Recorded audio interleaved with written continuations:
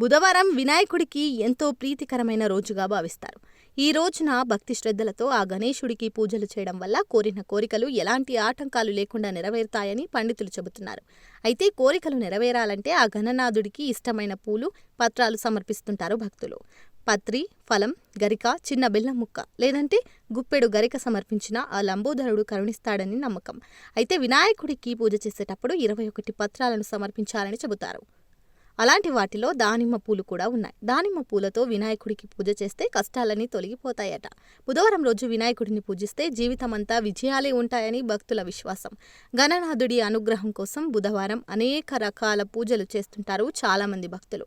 అయితే దానిమ్మ పువ్వులతో గణేశుడిని పూజిస్తే జీవితంలో కష్టాలన్నీ తొలగిపోయి సుఖ సంతోషాలతో వారి జీవితం వీరాజిల్లుతుందని పండితులు చెబుతున్నారు.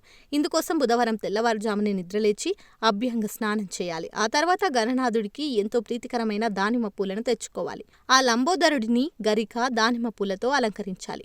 అటుపిమ్మట పూజా కార్యక్రమం ప్రారంభించాలి. ఇలా దానిమ్మ పూలతో పూజ చేయడం వల్ల అనుకున్న కార్యాలు దిగ్విజయంగా పూర్తవుతాయి. ఇక మీ కష్టాలని తొలగిపోవడానికి వినాయకుడికి మోదక నైవేద్యాన్ని సమర్పించాలని చెబుతున్నారు. బుధవారం నాడు వినాయకుడికి మోదక నైవేద్యాన్ని పెట్టి ప్రార్థిస్తే కోరిన కోరికలు నెరవేరుతాయని భక్తుల నమ్మకం. ప్రతి బుధవారం తప్పకుండా గణపతిని, లక్ష్మీదేవిని పూజించటం వల్ల ఇంట్లో సకల సౌభాగ్యాలు కలుగుతాయని చెబుతారు. ఇలా చేయడం వల్ల జాతకంలో బుధుని స్థానం బలపడుతుంది. బుధ గ్రహం బలంగా ఉండటం వలన మీ జీవితంలో సుఖ సంతోషాలు నెలకొంటాయి.